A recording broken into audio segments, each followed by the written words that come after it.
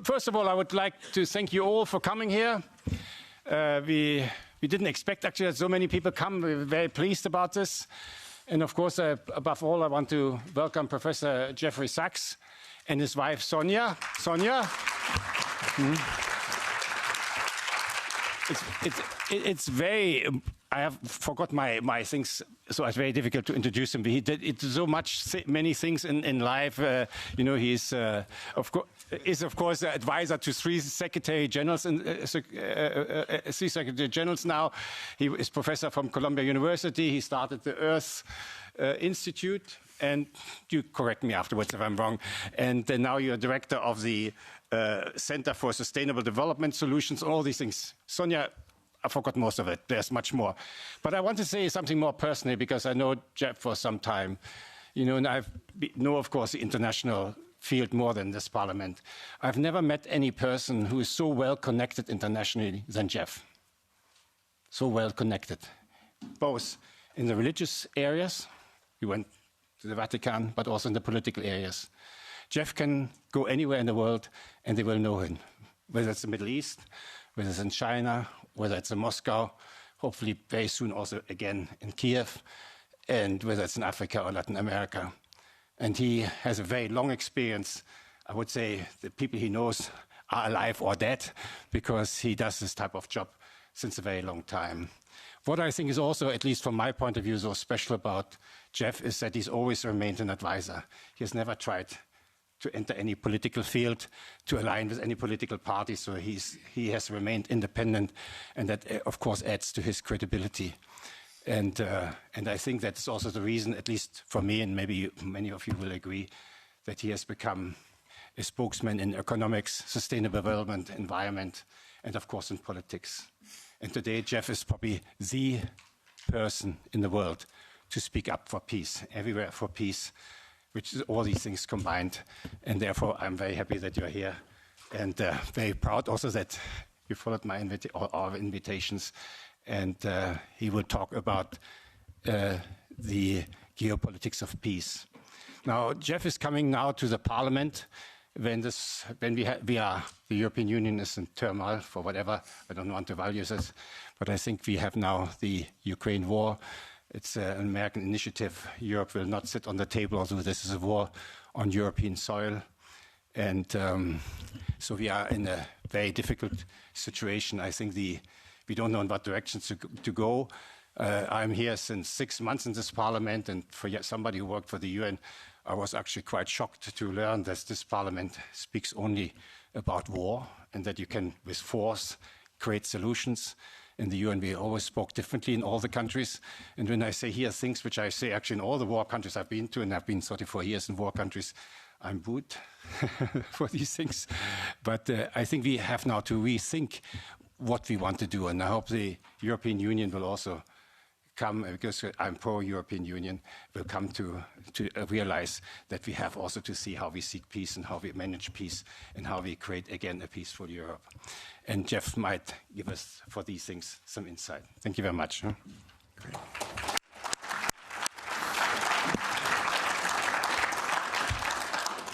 Michael, thank you so much, and thanks to all of you for the chance to be together and to think together. This is indeed a complicated and fast-changing time, and a very dangerous one. So we really need clarity of thought. I'm especially interested in our conversation, so I'll try to be as succinct and clear as I can be. I've watched the events very close up in Eastern Europe, the former Soviet Union, Russia, very closely for the last 36 years. I was an advisor to the Polish government in 1989, to President Gorbachev in 1990 and 91, to President Yeltsin in 1991 to 1993, to President Kuchma of Ukraine in 1993-94. I helped introduce the Estonian currency. I helped several countries in former Yugoslavia, especially Slovenia. I've watched the events very close up for 36 years.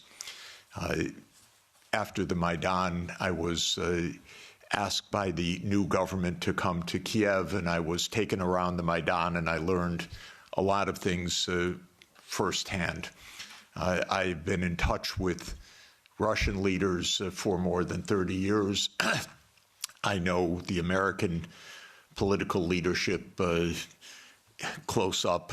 Our previous Secretary of Treasury was my macroeconomics teacher 51 years ago, or just to give you an idea. So we were very close friends for a half century. I know all of these people. I just want to say this because what I want to explain in my point of view is not secondhand, it's not ideology, it's what I've seen with my own eyes and experienced during this period. In my understanding of the events that have befallen Europe in many contexts, and I'll include not only the Ukraine crisis, but Serbia, 1999, the wars in the Middle East, including Iraq, Syria, the wars in Africa, including Sudan, Somalia, Libya. These are to a very significant extent that would surprise you, perhaps, and would be denounced about what I'm about to say. These are wars that the United States led and caused. And this has been true for more than 40 years now. What happened, more than 30 years, I should say, to be more precise. The United States came to the view, especially in 1990, 91, and then with the end of the Soviet Union, that the U.S. now ran the world, and that the U.S. did not have to heed anybody's views, red lines, concerns, security viewpoints, or any international obligations, or any UN framework. I'm sorry to put it so plainly, but I do want you to understand. I tried very hard in 1991 to get help for Gorbachev, who I think was the greatest statesman of our modern time. I recently read the archived memo of the National Security Council discussion of my proposal, how they completely dismissed it and laughed it off the table when I said that the United States should help the Soviet Union in financial stabilization and in making its reforms. And the memo documents, including some of my former colleagues at Harvard in particular, saying we will do the minimum that we will do to prevent disaster, but the minimum. It's not our job to help. Quite the contrary, it's not our interest to help. When the Soviet Union ended in 1991, the view became even more exaggerated. And I can name chapter and verse, but the view was we run the show. Cheney, Wolfowitz, and many other names that you will have come to know literally believed this is now a U.S. world, and we will do as we want. We will clean up from the former Soviet Union. We will take out any remaining allies. Countries like Iraq, Syria, and so forth will go. And we've been experiencing this foreign policy for now essentially 33 years. Europe has paid a heavy price for this. because Europe has not had any foreign policy during this period that I can figure out. No voice, no unity, no clarity, no European interests, only American loyalty. There were moments where there were disagreements, and very, I think, wonderful disagreements, especially in the last time of significance was 2003 in the Iraq War, when France and Germany said, we don't support the United States going around the UN Security Council for this war. That war, by the way, was directly concocted by Netanyahu and his colleagues in the U.S. Pentagon. I'm not saying that it was a link or mutuality. I'm saying it was a direct war. That was a war carried out for Israel. It was a war that Paul Wolfowitz and Douglas Feith coordinated with Netanyahu. And that was the last time that Europe had a voice. And I spoke with European leaders then, and they were very clear, and it was quite wonderful. Europe lost its voice entirely after that, but especially in 2008. Now, what happened after 1991 to get to 2008 is that the United States decided that unipolarity meant that NATO would enlarge somewhere from Brussels to Vladivostok, step by step. There would be no end to eastward enlargement of NATO. This would be the U.S. unipolar world. If you played the game of Risk as a child, like I did, this is the U.S. idea, to have the peace on every part of the board. Any place without a U.S. military base is an enemy, basically. Neutrality is a dirty word in the U.S. political lexicon. Perhaps the dirtiest word. At least if you're an enemy, we know you're an enemy. If you are neutral, you're subversive. Because then you're really against us, because you're not telling us. You're pretending to be neutral. So this was the mindset, and the decision was taken formally in 1994, when President Clinton signed off on NATO enlargement to the east. You will recall that in February 7th, 1991, Hans-Dietrich Genscher and James Baker III spoke with Gorbachev. Genscher gave a press conference afterwards where he explained, NATO will not move eastward. We will not take advantage of the dissolution of the Warsaw Pact. And understand that was in a juridical context, not a casual context. This was the end of World War II being negotiated for German reunification. And an agreement was made that NATO will not move 1 inch eastward.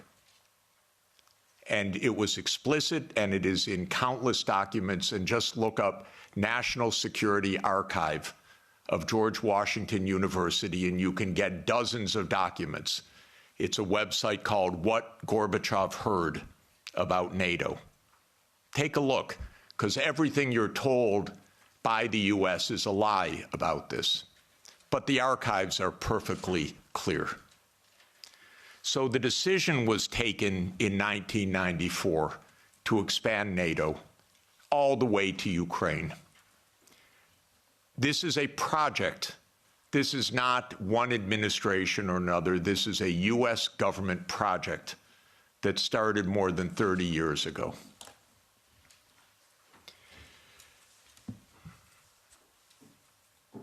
In 1997, Zbigniew Brzezinski wrote The Grand Chessboard. That is not just musings of Mr. Brzezinski. That is the presentation of the decisions of the United States government explained to the public, which is how these books work. And the book describes the eastward enlargement of Europe and of NATO as simultaneous events. And there's a good chapter in that book that says, what will Russia do as Europe and NATO expand eastward? And I knew Zbigniew Brzezinski personally. He was very nice to me. I was advising Poland. He was a big help. He was a very nice and smart man, and he got everything wrong. So in 1997, he wrote in detail why Russia could do nothing but accede to the eastward expansion of NATO and Europe. In fact, he says the eastward expansion of Europe, and not just Europe, but NATO. This was a plan, a project. And he explains how Russia will never align with China. Unthinkable. Russia will never align with Iran. Russia has no vocation other than the European vocation. So as Europe moves east, there's nothing Russia can do about it. So says yet another American strategist. Is it any question why we're in war all the time? Because one thing about America is we always know what our counterparts are going to do, and we always get it wrong. And one reason we always get it wrong is that in game theory that the American strategists play, you don't actually talk to the other side. You just know what the other side's strategy is. It's wonderful. It saves so much time. You don't need any diplomacy. So this project began, and we had a continuity of government for 30 years, until maybe yesterday, perhaps. 30 years of a project. Ukraine and Georgia were the keys to the project. Why? Because America learned everything it knows from the British. And so we are the wannabe British Empire. And what the British Empire understood in 1853, Lord Palmerston, excuse me, is that you surround Russia in the Black Sea and you deny Russia access to the Eastern Mediterranean, and all you're watching is an American project to do that in the 21st century. The idea was that there would be Ukraine, Romania, Bulgaria, Turkey, and Georgia as the Black Sea littoral that would deprive Russia of any international status by blocking the Black Sea and essentially by neutralizing Russia as more than a local power.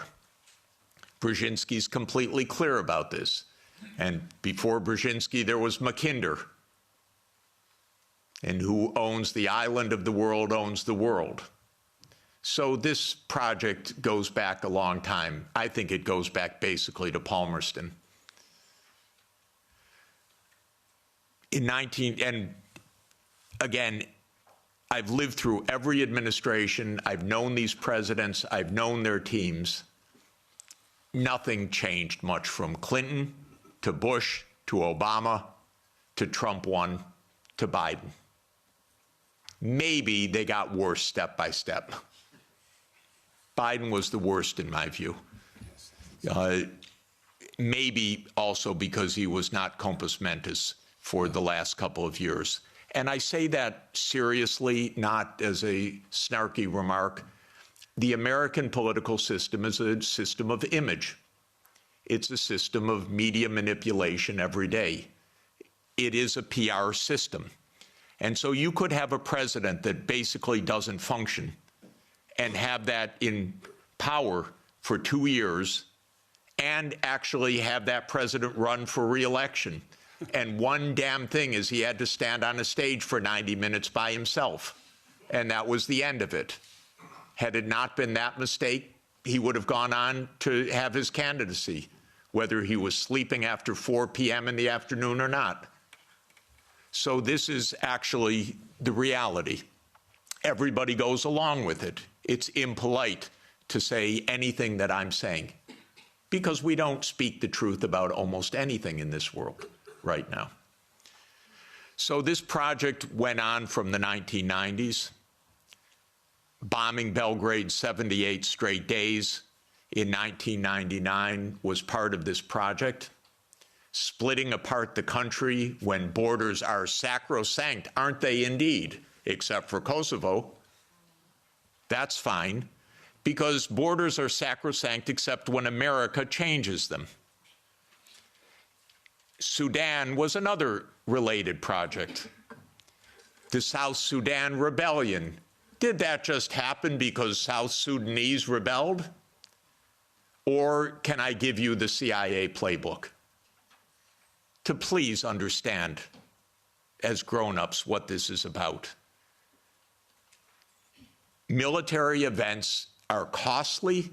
They require equipment, training, base camps, intelligence, finance. That comes from big powers. That doesn't come from local insurrections. South Sudan did not defeat North Sudan or Sudan in a tribal battle. It was a U.S. project. I would go often to Nairobi and meet U.S. military or senators or others with deep interests in Sudan's politics. This was part of the game of unipolarity. So the NATO enlargement, as you know, started in 1999 with Hungary, Poland, and the Czech Republic. And Russia was extremely unhappy about it. But these were countries still far from the border. And Russia protested, but of course to no avail. Then George Bush Jr. came in. When 9/11 occurred, President Putin pledged all support. And then the U.S. Decided in September 20th, 2001, that it would launch 7 wars in 5 years. And you can listen to General Wesley Clark online talk about that. He was NATO's supreme commander in 1999. He went to the Pentagon on September 20th, 2001. He was handed the paper explaining 7 wars. These, by the way, were Netanyahu's wars. The idea was partly to clean up old Soviet allies and partly to take out supporters of Hamas and Hezbollah. Because Netanyahu's idea was there will be one state, thank you, only one state. It will be Israel. Israel will control all of the territory. And anyone that objects, we will overthrow. Not we exactly, our friend, the United States. That's U.S. policy until this morning. We don't know whether it will change. Now, the only wrinkle is that maybe the U.S. will own Gaza instead of Israel owning Gaza. But the idea has been around at least for 25 years. It actually goes back to a document called Clean Break that Netanyahu and his American political team put together in 1996 to end the idea of the two-state solution. You can also find it online. So these are projects. These are long-term events. These aren't, is it Clinton? Is it Bush? Is it Obama? That's the boring way to look at American politics, as the day-to-day game, but that's not what American politics is. So the next round of NATO enlargement came in 2004 with 7 more countries. The 3 Baltic states, Romania, Bulgaria, Slovenia, and Slovakia. At this point, Russia was pretty damn upset. This was a complete violation of the post-war order agreed with German reunification. Essentially, it was a fundamental trick or defection of the U.S. from a cooperative arrangement, is what it amounted to, because they believe in unipolarity. So as everybody recalls, because we just had the Munich Security Conference last week in 2007, President Putin said, stop, enough, enough, stop now. And of course, what that meant was in 2008, the United States jammed down Europe's throat enlargement of NATO to Ukraine and to Georgia. This is a long-term project. I listened to Mr. Saakashvili in New York in May of 2008, and I walked out, called Sonia, and said, this man's crazy. And a month later, a war broke out because the United States told this guy, we saved Georgia. And he stands at the Council on Foreign Relations, says, Georgia's in the center of Europe. Well, it ain't, ladies and gentlemen. It's not in the center of Europe. And the most recent events are not helpful for Georgia, for its safety, and your MPs going there, or MEPs going there, and European politicians. That gets Georgia destroyed. That doesn't save Georgia. That gets Georgia destroyed. Completely destroyed. In 2008, as everybody knows, our former CIA director, William Burns, sent a long message back to Condoleezza Rice. Niet means niet, about expansion. This we know from Julian Assange, because believe me, not one word is told to the American people about anything, or to you, or by any of your newspapers these days. So we have Julian Assange to thank, but we can read the memo in detail. As you know, Viktor Yanukovych was elected in 2010 on the platform of neutrality. Russia had no territorial interests or designs in Ukraine at all. I know, I was there during these years. What Russia was negotiating was a 25-year lease to 2042 for Sevastopol Naval Base. That's it. Not for Crimea, not for the Donbass, nothing like that. This idea that Putin is reconstructing the Russian Empire, this is childish propaganda, excuse me. If anyone knows the day-to-day and year-to-year history, this is childish stuff. Childish stuff seems to work better than adult stuff. So no designs at all. The United States decided this man must be overthrown. It's called a regime change operation. There have been about 100 of them by the United States, many in your countries and many all over the world. That's what the CIA does for a living. Okay? Please know it. It's a very unusual kind of foreign policy. But in America, if you don't like the other side, you don't negotiate with them, you try to overthrow them. Preferably covertly. If it doesn't work covertly, you do it overtly. You always say it's not our fault, they're the aggressor, they're the other side, they're Hitler. That comes up every 2 or 3 years. Whether it's Saddam Hussein, whether it's Assad, whether it's Putin, that's very convenient. That's the only foreign policy explanation the American people are ever given anywhere. Well, we're facing Munich 1938. Well, we're facing Munich 1938. Can't talk to the other side. They're evil, implacable foes. That's the only model of foreign policy we ever hear from our mass media. And the mass media repeats it entirely because it's completely suborned by the US government. Now, In 2014, the U.S. worked actively to overthrow Yanukovych. Everybody knows the phone call intercepted by my Columbia University colleague, Victoria Nuland, and the U.S. Ambassador Peter Piot. You don't get better evidence. The Russians intercepted her call and they put it on the internet. Listen to it, it's fascinating. I know all these people. By the way, by doing that, they all got promoted in the Biden administration. That's the job.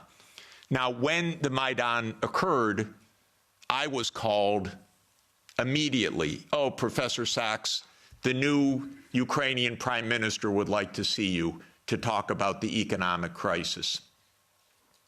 Because I'm pretty good at that.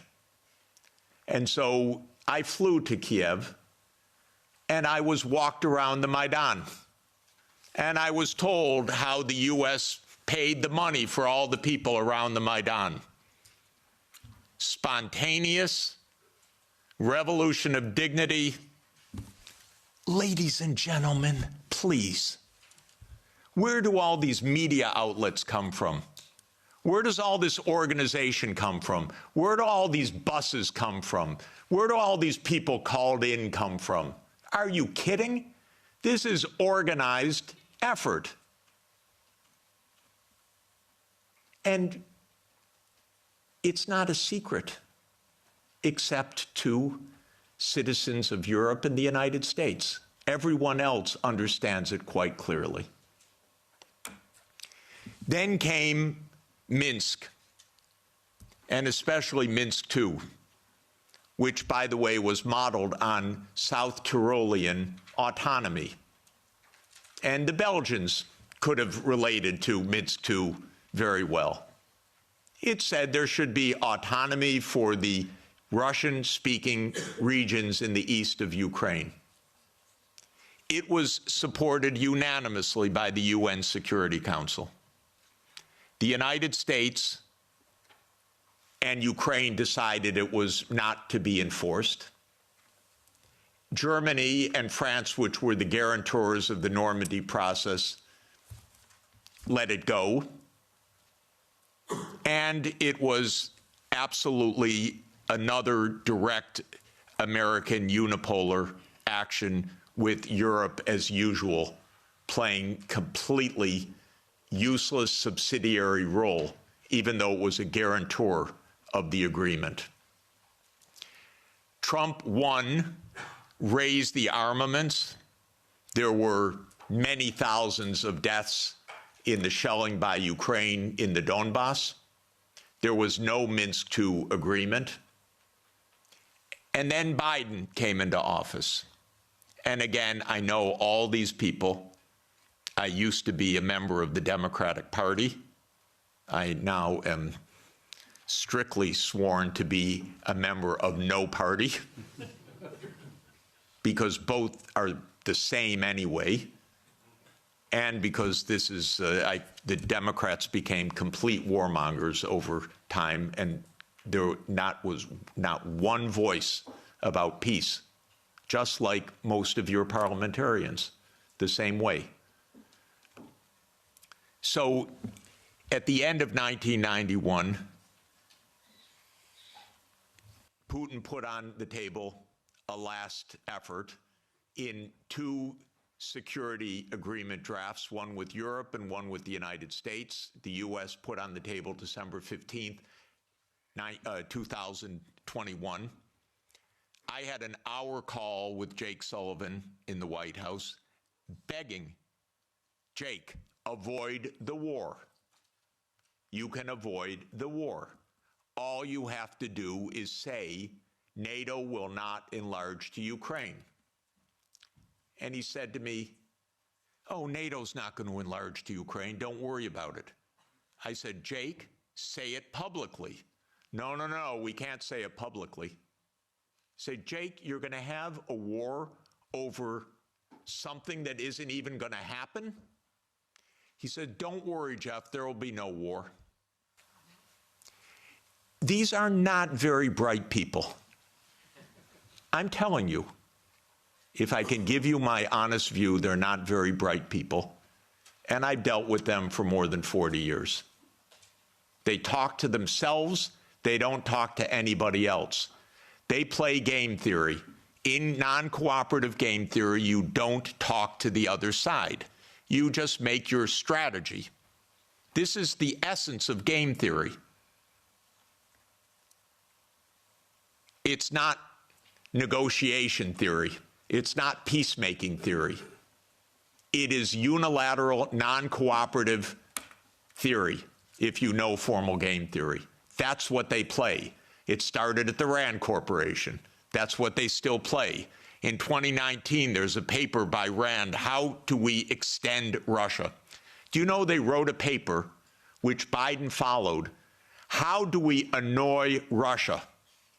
That's literally the strategy. How do we annoy Russia? We're trying to provoke it, trying to make it break apart, maybe have regime change, maybe have unrest, maybe have economic crisis. That's what you call your ally. Are you kidding? So I had a long and frustrating phone call with Sullivan. I was standing out in the freezing cold. I happened to be trying to have a ski day. And there I was, Jake, don't have the war. Oh, there'll be no war, Jeff. We know a lot of what happened the next month, which is that they refused to negotiate. The stupidest idea of NATO is the so-called open door policy. Are you kidding? NATO reserves the right to go where it wants without any neighbor having any say whatsoever? Well, I tell the Mexicans and the Canadians, don't try it. You know, Trump may want to take over Canada. So Canada could say to China, why don't you build a military base in Ontario? I wouldn't advise it. And the United States would not say, well, it's an open door. That's their business. I mean, they can do what they want. That's not our business. But grown-ups in Europe repeat this. In Europe, in your commission, your high representative. This is nonsense stuff. This is not even baby geopolitics. This is just not thinking at all. So the war started. What was Putin's intention in the war? I can tell you what his intention was. It was to force Zelensky to negotiate neutrality. And that happened within 7 days of the start of the invasion. You should understand this, not the propaganda that's written about this. Oh, that they failed and he was going to take over Ukraine. Come on, ladies and gentlemen, understand something basic. The idea was to keep NATO, and what is NATO? It's the United States, off of Russia's border. No more, no less. I should add one very important point. Why are they so interested? First, because if China or Russia decided to have a military base on the Rio Grande or in the Canadian border, not only would the United States freak out, we'd have war within about 10 minutes, but because the United States unilaterally abandoned the anti-ballistic missile treaty in 2002 and ended the nuclear arms control framework by doing so. And this is extremely important to understand. The nuclear arms control framework is based on trying to block a first strike. The ABM treaty was a critical component of that. The U.S. unilaterally walked out of the ABM treaty in 2002. It blew a Russian gasket. So everything I've been describing is in the context of the destruction of the nuclear framework as well. And starting in 2010, the U.S. put in Aegis missile systems in Poland and then in Romania. And Russia doesn't like that. And one of the issues on the table in December and January, December 2021, January 2022, was, does the United States claim the right to put missile systems in Ukraine? And Blinken told Lavrov in January 2022, the United States reserves the right to put missile systems wherever it wants. That's your putative ally. And now let's put intermediate missile systems back in Germany. The United States walked out of the INF Treaty unilaterally in 2019. There is no nuclear arms framework right now. None.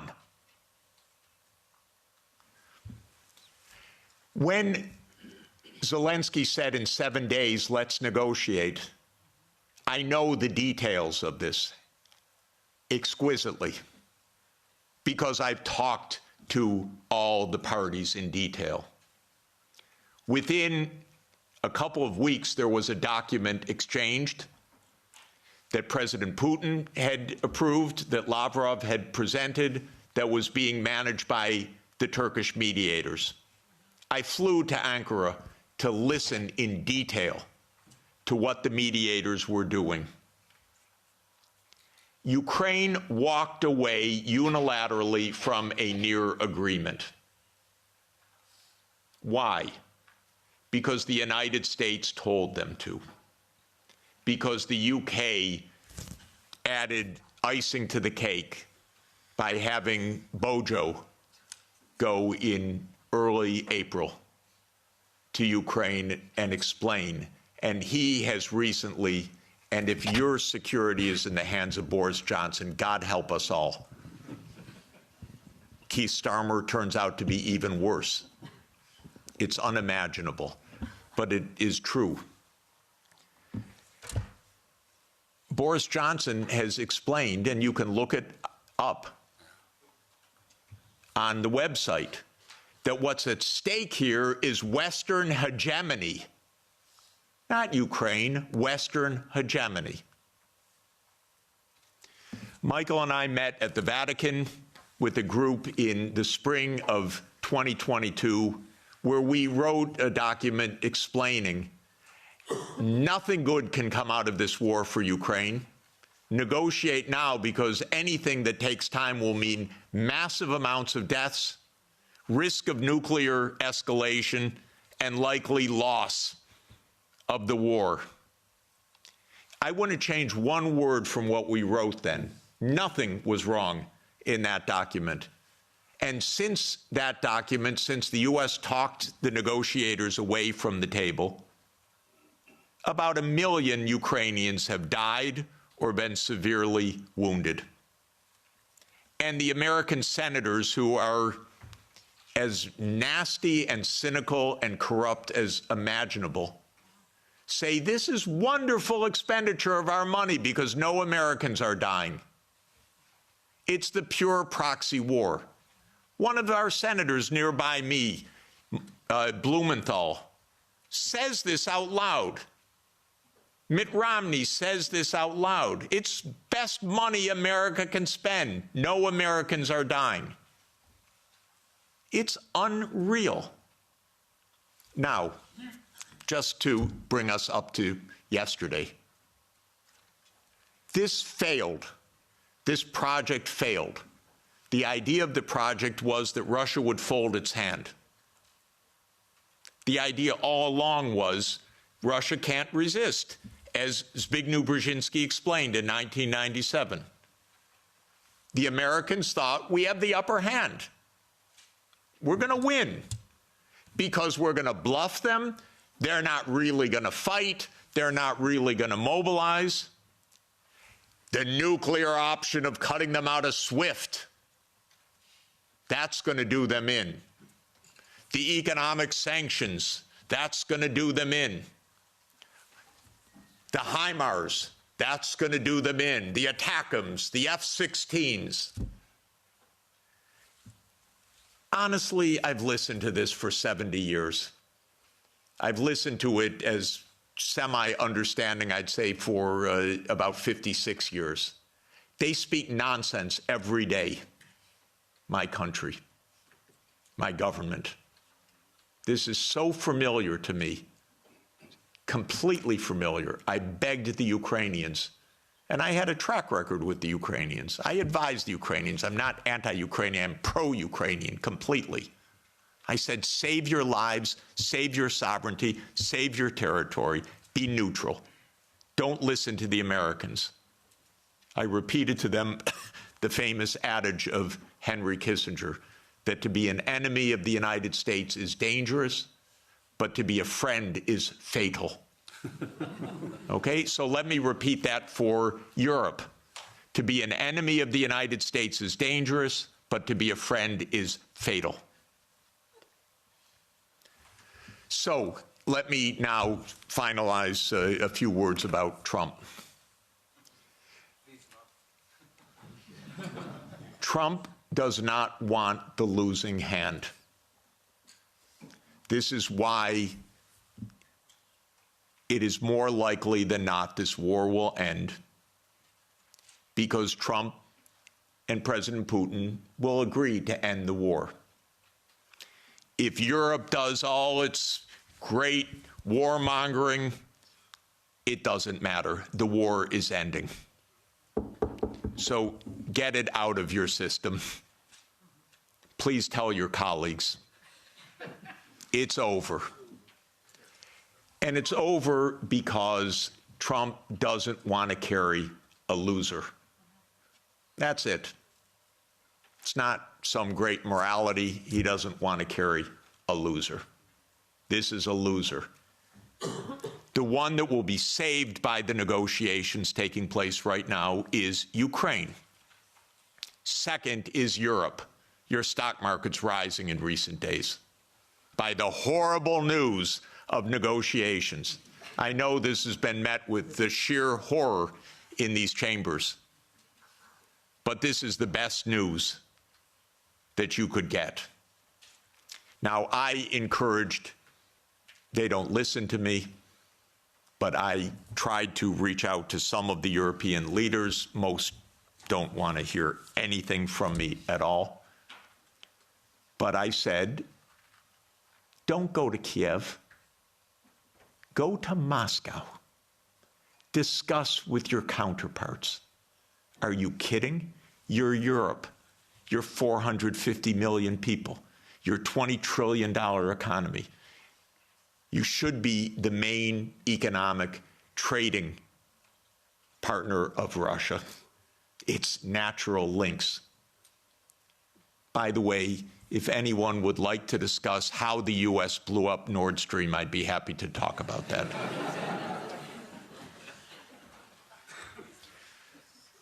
So the Trump administration is imperialist at heart. It is great powers dominate the world. It is we will do what we want when we can. We will be better than a senescent Biden, and we'll cut our losses where we have to. There are several war zones in the world, the Middle East being another. We don't know what will happen with that. Again, if Europe had a proper policy, you could stop that war. I'll explain how. But war with China is also a possibility. So I'm not saying that we're at the new age of peace, but we are in a very different kind of politics right now, and Europe should have a foreign policy, and not just a foreign policy of Russophobia, a foreign policy that is a realistic foreign policy that understands Russia's situation, that understands Europe's situation, that understands what America is and what it stands for, that tries to avoid Europe being invaded by the United States, because it's not impossible that America will just land troops in Danish territory. I'm not joking. And I don't think they're joking. And Europe needs a foreign policy, a real one. Not a, yes, we'll bargain with Mr. Trump and meet him halfway. You know what that will be like? Give me a call afterwards. Please don't have American officials as head of Europe. Have European officials. Please. Have a European foreign policy. You're going to be living with Russia for a long time, so please negotiate with Russia. There are real security issues on the table. But the bombast and the Russophobia is not serving your security at all. It's not serving Ukraine's security at all. It contributed to 1 million casualties in Ukraine from this idiotic American adventure that you signed on to and then became the lead cheerleaders of. Solves nothing. On the Middle East, by the way, the U.S. completely handed over foreign policy to Netanyahu 30 years ago. The Israel lobby dominates American politics. Just have no doubt about it. I could explain for hours how it works. It's very dangerous.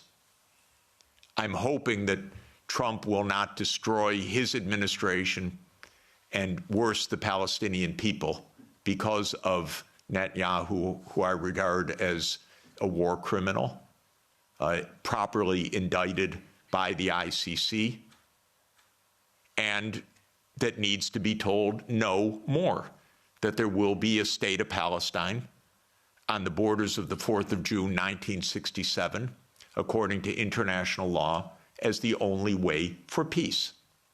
It's the only way for Europe to have peace on your borders with the Middle East, is the two-state solution.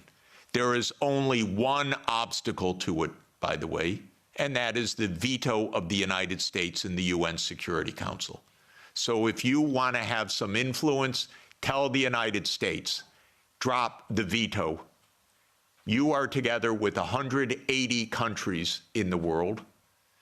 The only ones that oppose a Palestinian state are the United States, Israel, Micronesia, Nauru, Palau, Papua New Guinea, Mr. Malay,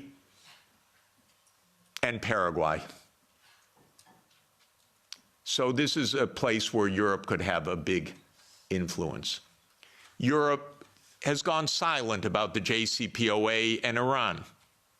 Netanyahu's greatest dream in life is a war between the United States and Iran. He's not given up, and it's not impossible that that would come also. And that's because the U.S. in this regard does not have an independent foreign policy. It is run by Israel. It's tragic. It's amazing, by the way. And it could end. Trump may say that he wants foreign policy back. Maybe. I'm hoping that it's the case. Finally, let me just say with respect to China, China is not an enemy. China is just a success story. That's why it is viewed by the United States as an enemy, because China is a bigger economy than the United States. That's all.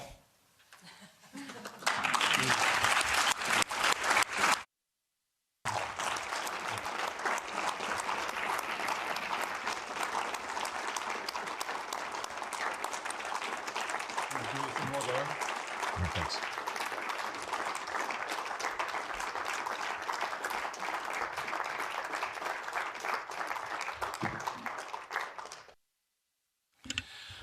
Very well. Now, questions. Please don't make any statements. Just make questions because we are too many and we don't have all that much time. So where do I start? I start with on the left side. I have a preference to the left, as you know. You come all. Yeah, go ahead. Thank you, Jeffrey Sachs. From the Czech Republic, we are glad we have you here. We have a problem.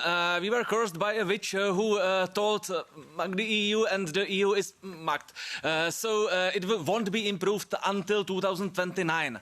But what we, the Central Europeans, should do in the meantime, especially if the Germans don't happen to vote for Sarah Wagenknecht enough, are we supposed to create some kind of neutrality for the Central Europe, or what would you suggest us to do? So, first of all my grandchildren are Czech, I want you to know. And Sonia is Czech-born and Czech citizen, so we're very proud. I'm the trailing spouse in this, but I'm a Czech wannabe.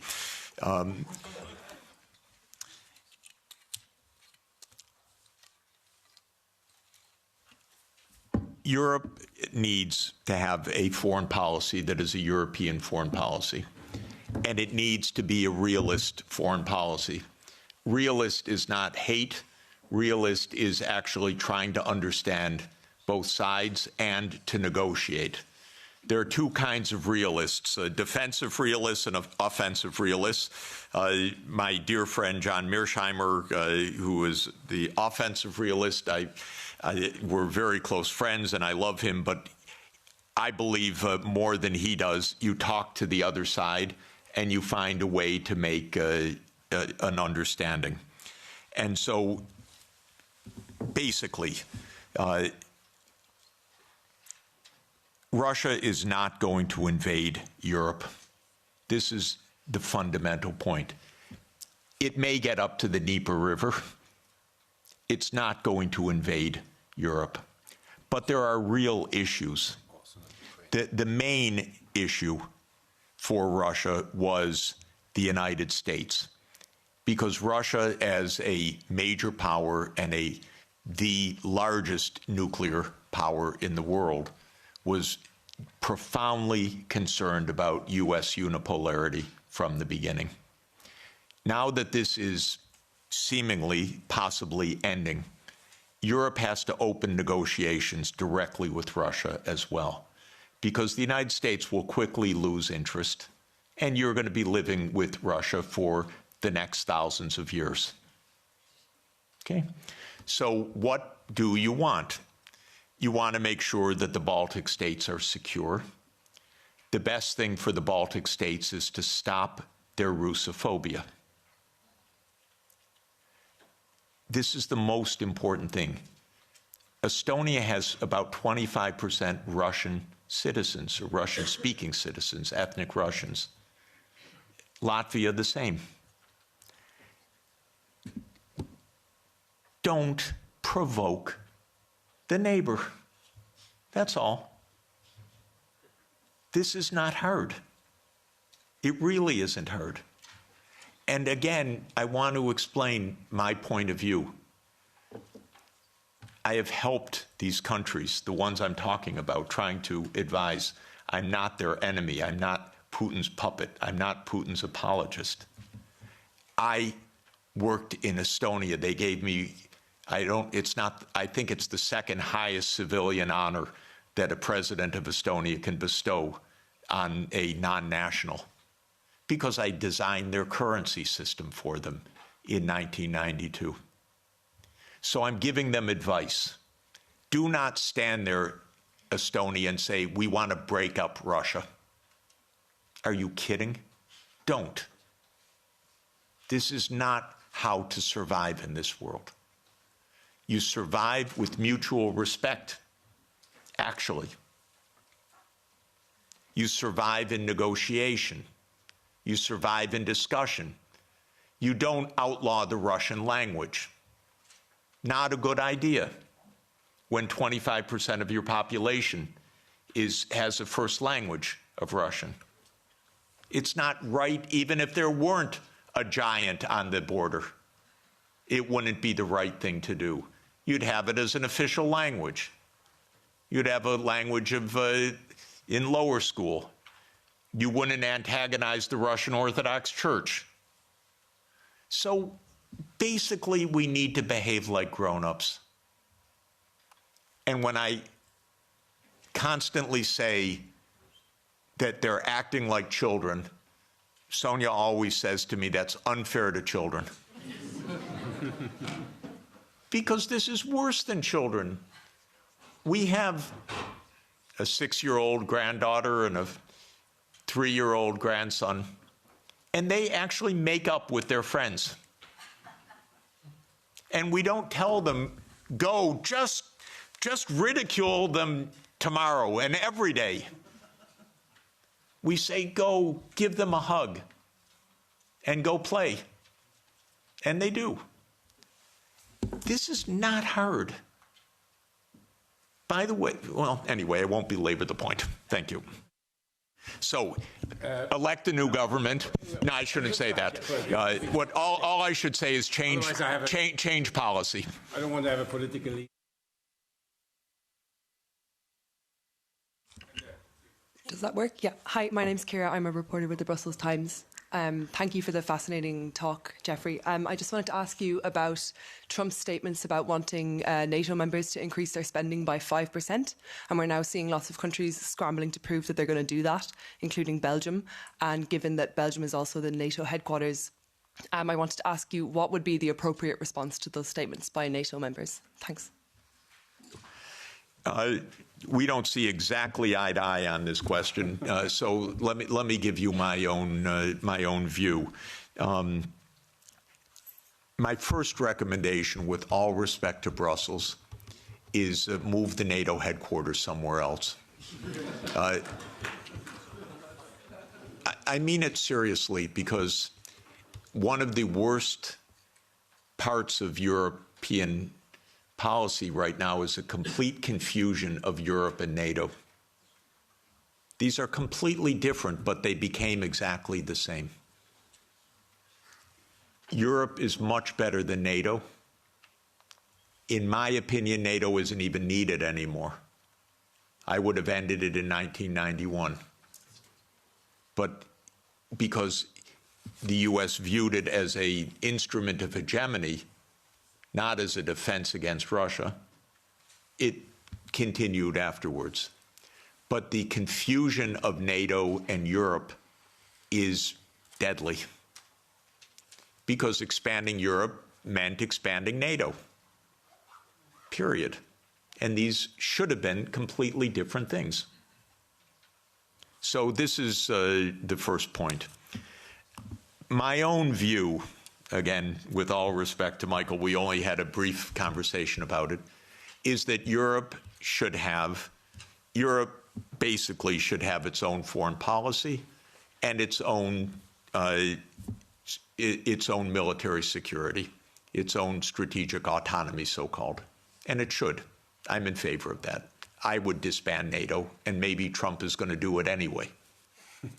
Maybe Trump's going to invade Greenland. Who knows? Then you're really going to find out what NATO means. So I do think that Europe should invest in its security. 5% is outlandish, ridiculous, absurd, completely absurd. No one needs to spend anything like that amount. 2 to 3% of GDP, probably under the current circumstances. What I would do, by the way, is buy European production. Because actually, strangely, weirdly, unfortunately in this world, and it's a truism, but it's unfortunate, so I'm not championing it, a lot of technological innovation spins off from the military sector because governments invest in the military sector. So Trump is an arms salesman. You understand that. He's selling American arms. He is selling American technology. Vance told you a few days ago, don't even think about having your own AI technology. So please understand that this increase of spending is for the United States, not for you. And in this sense, I'm completely against that approach. But I would not be against an approach of Europe spending 2 to 3% of GDP for a unified European security structure and invested in Europe and European technology, and not having the United States dictate the use of European technology. It's so interesting. It's the Netherlands that produces the only machines of advanced semiconductors, extreme ultraviolet lithography. It's ASML. But America determines every policy of ASML. The Netherlands doesn't even have a footnote. I wouldn't do that if I were you. Hand over all security to the United States. I wouldn't do it. I would have your own security framework, so you can have your own foreign policy framework as well. Europe stands for lots of things that the United States does not stand for. Europe stands for climate action, by the way, rightly so, because our president is completely bonkers on this. And Europe stands for decency, for social democracy as an ethos. I'm not talking about a party. I'm talking about an ethos of how equality of life occurs. Europe stands for multilateralism. Europe stands for the UN Charter. The US stands for none of those things. You know that our Secretary of State, Marco Rubio, canceled his trip to South Africa because on the agenda was equality and sustainability. And he said, I'm not getting into that. That is an honest reflection of deep Anglo-Saxon libertarianism. Egalitarianism is not a word of the American lexicon. Sustainable development, not at all. You probably know, by the way, that of the 193 UN member states, 191 have had SDG plans presented as voluntary national reviews. 191. 2 have not. Haiti and the United States of America. The Biden administration wasn't even allowed to say sustainable development goals. The Treasury had a policy not to say sustainable development goals. Okay, I mention all of this because you need your own foreign policy. I issue a report, 2 reports each year, one the World Happiness Report, and 18 of the top 20 countries, if I remember correctly, are European. This is the highest quality of life in the whole world. So you need your own policy to protect that quality of life. The United States ranks way down. And the other report, where's my colleague Guillaume? He's somewhere in the room. Here, there he is. Guillaume Lafortune is the lead author of our annual Sustainable Development Report. And almost all of the top 20 countries are European countries because you believe in this stuff. And that's why you're the happiest, except in geopolitics. But quality of life. So you need your own foreign policy, but you won't have it unless you have your own security. You just won't. And so, and by the way, 27 countries cannot each have their own foreign policy. This is a problem. You need a European foreign policy and a European security structure. And by the way, although Michael assures me it's dead, I was the greatest fan of OSCE and believe that OSCE is the proper framework for European security. It could really work.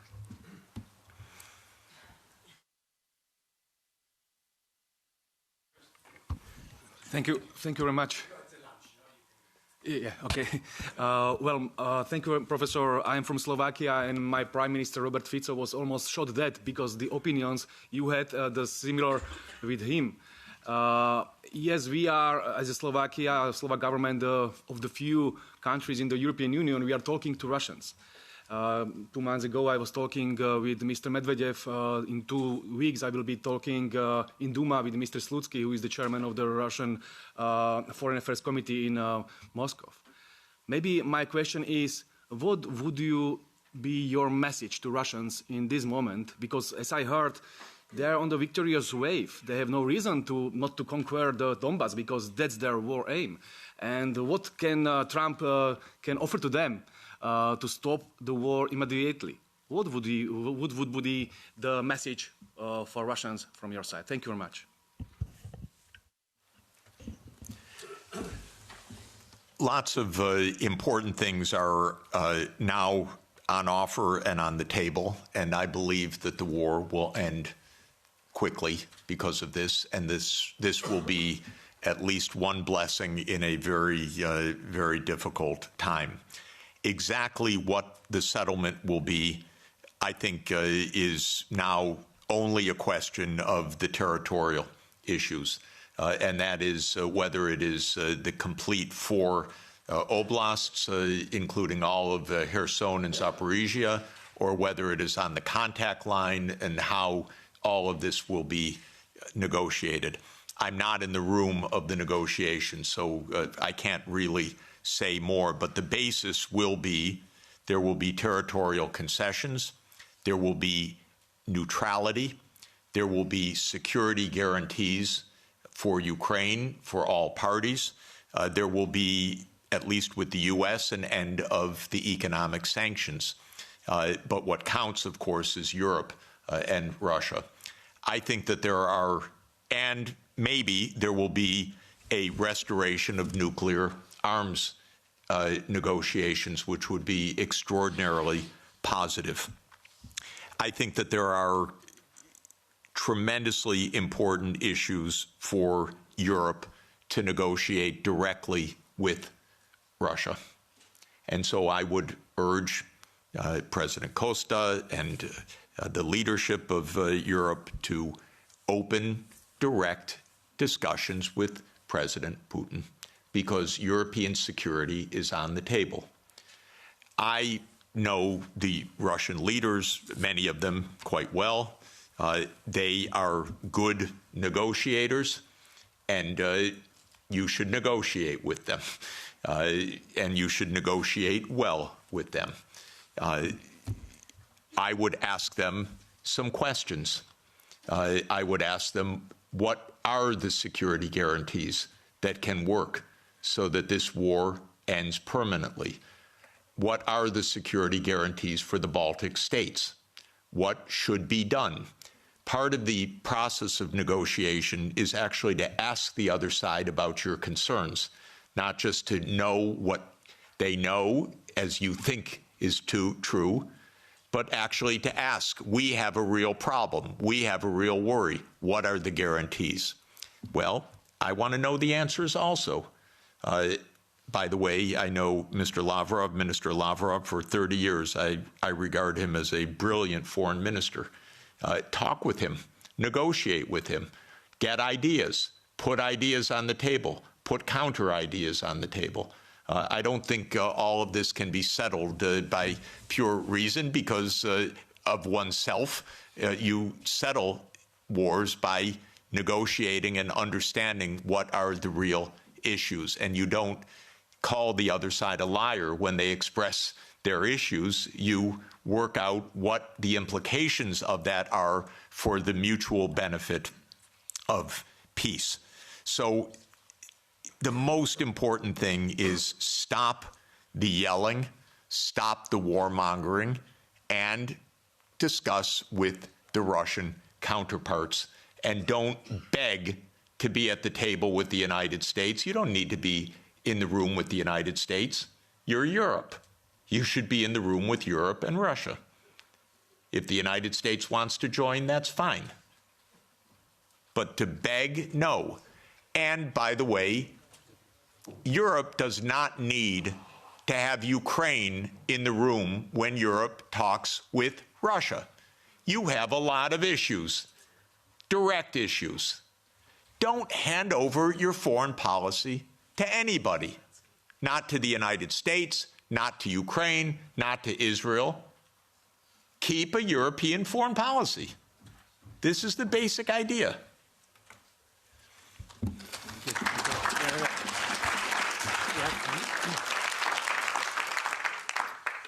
Hans Neuhoff from the Sovereignists political group in this parliament, Alternative for Germany as political party.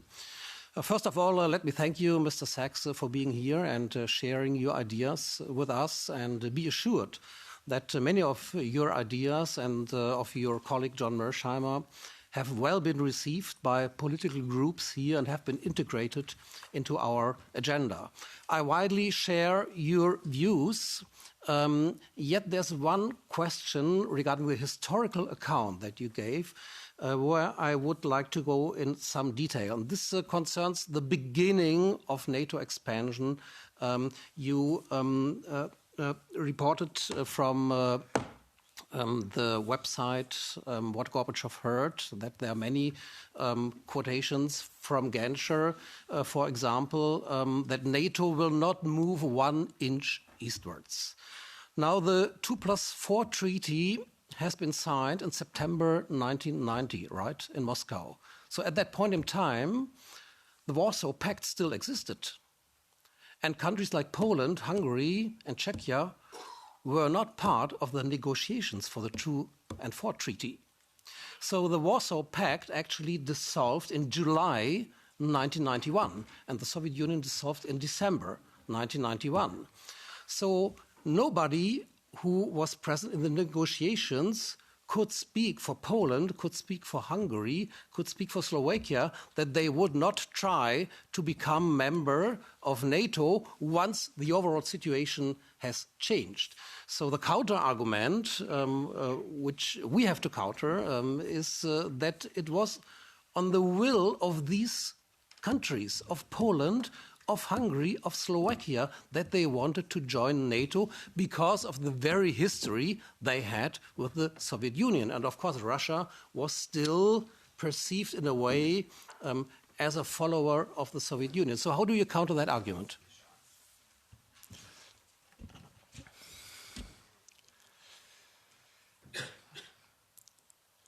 I have no doubt of why Hungary, Poland, Czech Republic, Slovakia wanted to join NATO.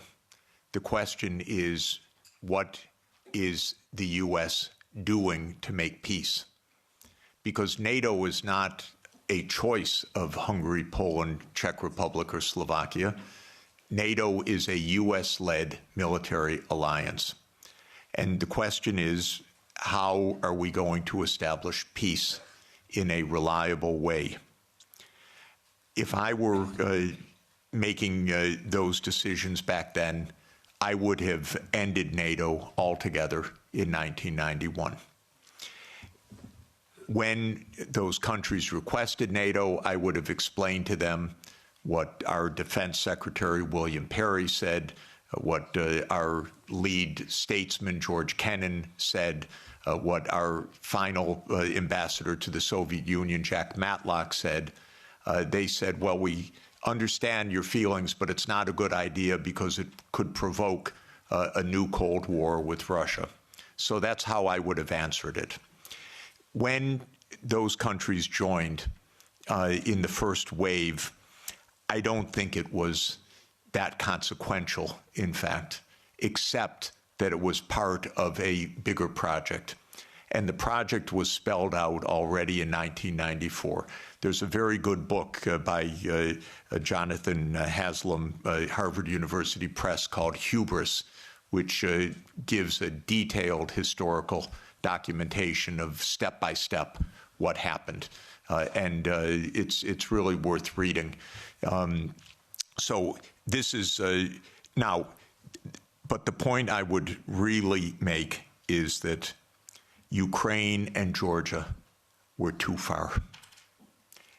This is right up against Russia. This is in the context of the complete destabilization of the nuclear framework. This is in the context of the U.S. putting in missile systems on Russia's borders. If you listen to President Putin over the years, probably the main thing, if you listen carefully, that he's concerned about is missiles 7 minutes from Moscow, is a decapitation strike. And this is very real. The U.S. not only would freak out, but did freak out when this happened in the Western Hemisphere. So it's the Cuban Missile Crisis in reverse. And fortunately, Nikita Khrushchev did not stand up and say, open door policy of the Warsaw Pact. We can go wherever we want. Cuba's asked us, it's none of America's business. What Khrushchev said is, war, my God, we don't want war. We end this crisis. We both pull back. That's what Khrushchev and Kennedy decided in the end. So this is the real consequential. Russia even swallowed with a lot of pain the Baltic states, Romania, Bulgaria, Slovakia, and Slovenia. It is Ukraine and Georgia. And it's because of geography. It's because of Lord Palmerston. It's because of the First Crimean War. It's because of the missile systems that this is the essence of why there was this war.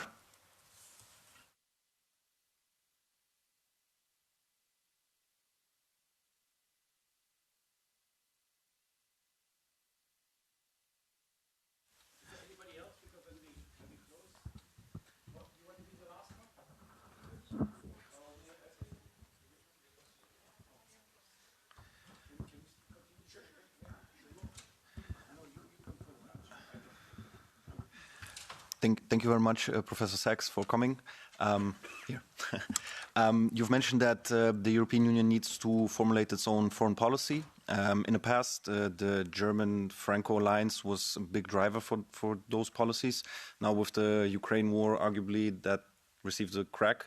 Do you think that in the future, when the European Union is going to formulate its new foreign policy, that they are going to be again on the front seat, or should it be other countries or other blocs trying to make that change? Thank you very much. Oh, it's hard. It's hard because, of course, you don't yet have a constitution for Europe which really underpins a European foreign policy. And it can't be by unanimity. There has to be a structure in which Europe can speak as Europe, even with some dissent, but with a European policy. I don't want to oversimplify how to get there exactly, but even with the structures you have, you could do a lot better with negotiating directly. The first rule is your diplomats should be diplomats, not secretaries of war.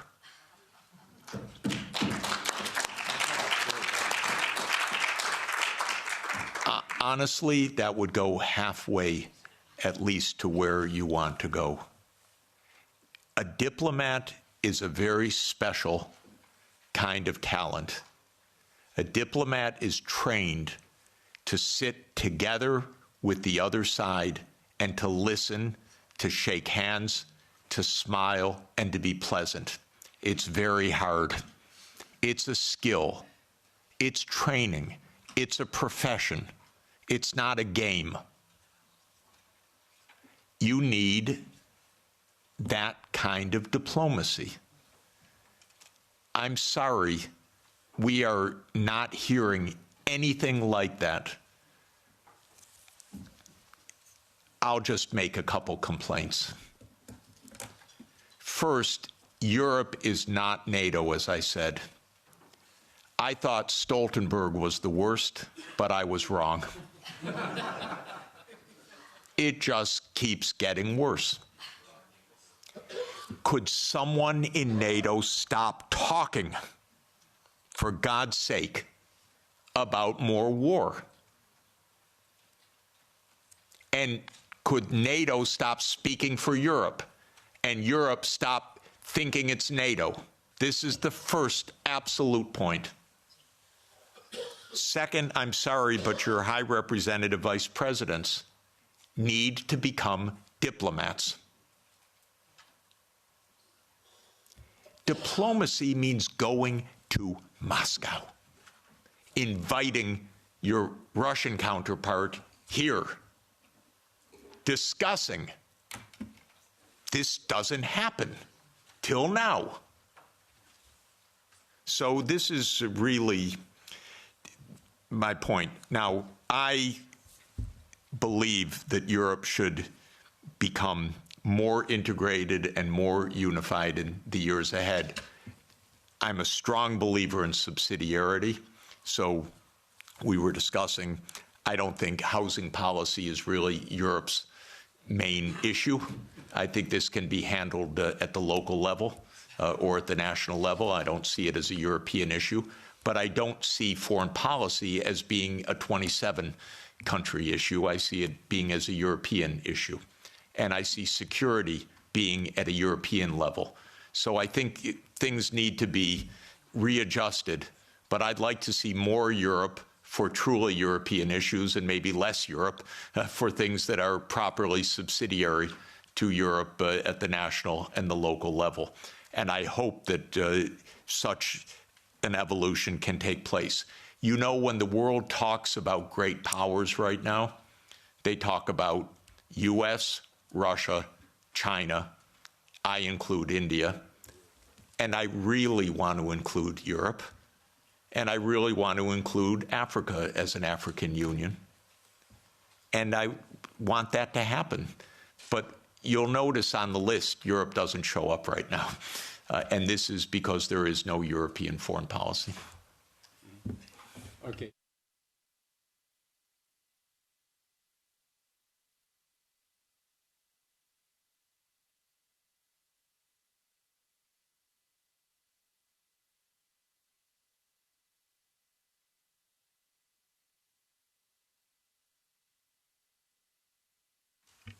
Thank you very much, and thank you very much, Professor, for this very courageous speech, very clear speech also that you made. I'm an MEP from Luxembourg.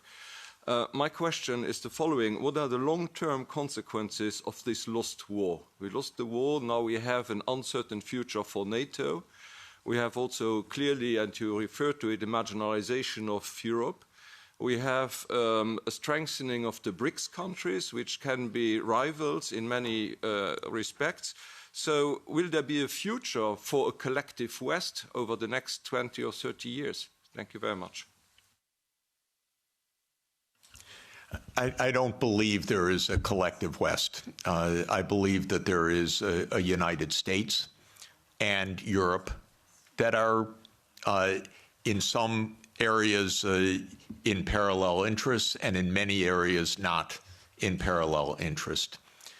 I want Europe to lead sustainable development, climate transformation, global decency.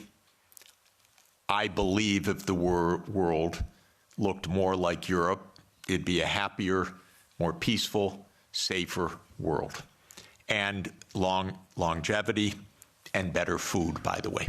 But just saying, in any event, Europe has a vocation that is rather different from the American tradition and, frankly, from the Anglo-Saxon tradition, because it's been 200 years of Anglo-Saxon hegemony or aspirational hegemony. The British still believe they run the world. It's amazing what nostalgia means. They don't even stop. It's almost like a Monty Python skit, actually. But in any event, where was I? I'm thinking of Monty Python when the knight gets all his limbs cut off and says, "Everything's fine, I'm victorious." That's Britain, unfortunately, and so it's really terrible. So no, I don't believe in the collective West. I don't believe in the global south. I don't believe in all these geographies don't even make sense because I'm actually, I look at maps a lot, and the global south is mostly in the north, and the west is not even west. And so I don't even understand what this is about. I do believe that we could be in a true age of abundance if we got our heads on straight. We're in the biggest technological advance in human history. It's truly amazing what can be done right now. I marvel at the fact that somebody who knows no chemistry won the Nobel Peace Prize for chemistry because he's very good at deep neural networks, a genius, Demis Hassabis. They figured out protein folding that generations of biochemists spent their whole lives on. And now DeepMind figured out how to do it,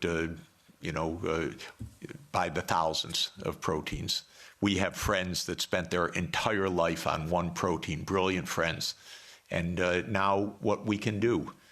So if actually, and same with renewable energy, as everybody knows, the price has come down by more than 2 orders of magnitude, the costs. We could transform the planet, we could protect the climate system, we could protect biodiversity, we could ensure every child gets a good education, we could do so many wonderful things right now. And so what do we need to do that?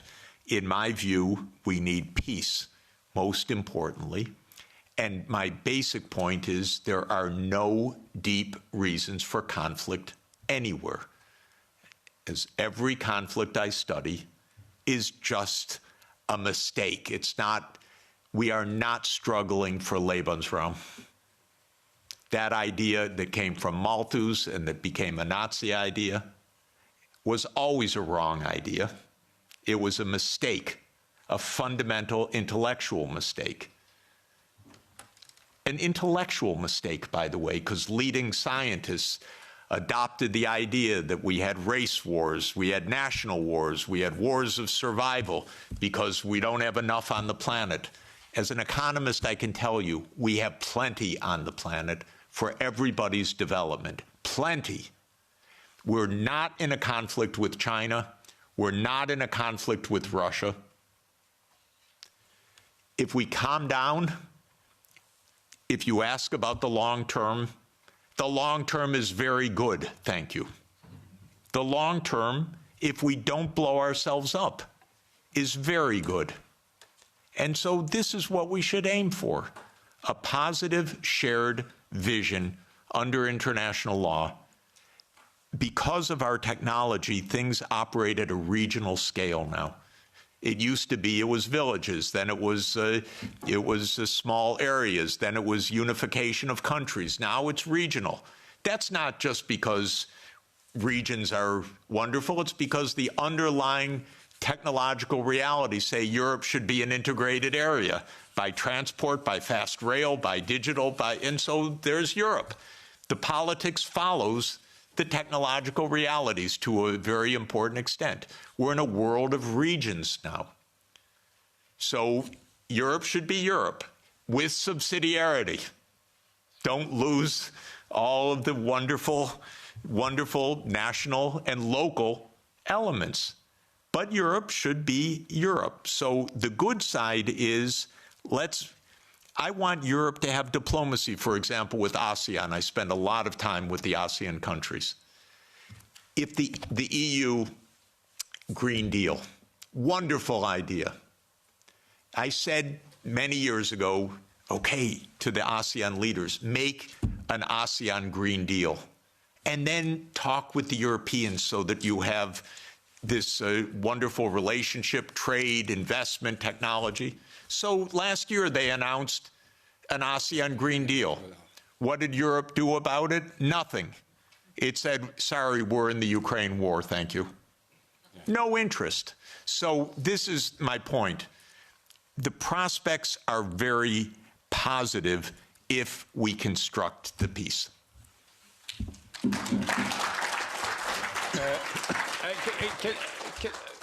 Because we have to go, I get all the time messages that I should here leave the room. Can you Short. So something very short? Yeah. It's quite short. Sorry. Yeah. Thank you a lot for the lecture. I wanted to ask, like, do you think way out of the conflict is some sort of style of Finlandization? And then also, do you think is that the way you would have liked to see, like, for example, Finland and Sweden's NATO process? That, like, do you think that a way out of the conflict is some kind of style of Finlandization? And then, like, is that what you would have? Is that what you would have liked to see, like Sweden and Finland's foreign policy as an example? Like, is that instead of them becoming members of NATO, is that the way that you would have liked to see these countries handle their foreign policy? And do you think that these countries that border Russia should just kind of succumb to their fate? That okay, we can't provoke Russia. Like, this is the way we have to live. And then, very good. Excellent question. And let me just report one part about Finlandization. Finlandization landed Finland #1 in the World Happiness Report year after year. Rich, successful, happy, and secure. That's pre-NATO. So Finlandization was a wonderful thing. #1 in the world. When Sweden and Finland and Austria were neutral, bravo, smart. When Ukraine was neutral, smart. If you have two superpowers, keep them apart a little bit. You don't have to be right with your nose up against each other, especially if one of them, the US, is pushing its nose into the other one. And so Finlandization, to my mind, has a very positive connotation. So does Austrianization. Austria, 1955, signed its neutrality. The Soviet army left, and Austria is a wonderful place, by the way. Absolutely wonderful. And so this is basic how to avoid conflict. If the United States had any sense at all, it would have left these countries as a neutral space in between the U.S. military and Russia. But that's where the U.S. lost it. Okay. Thank you very much. Let me...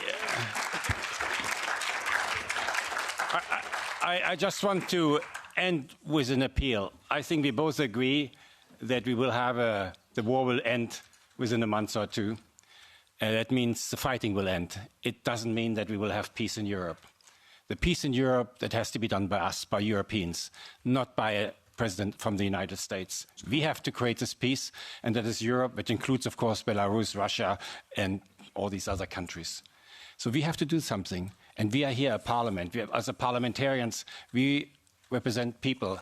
We are the only legitimate, democratically legitimate institution in the European Union.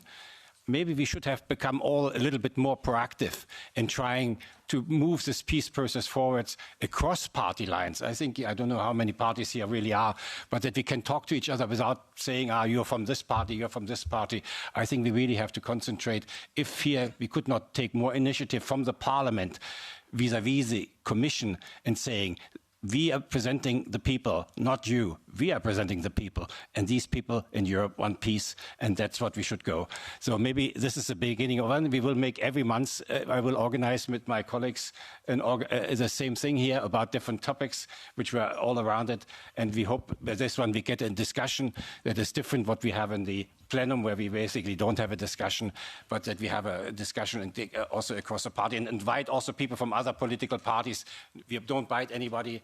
Let's discuss it. In the end, we all want the same peace for the next generation. And I have plenty of children and grandchildren, you too, and that's what we need. Okay, thank you very much, Professor Sachs.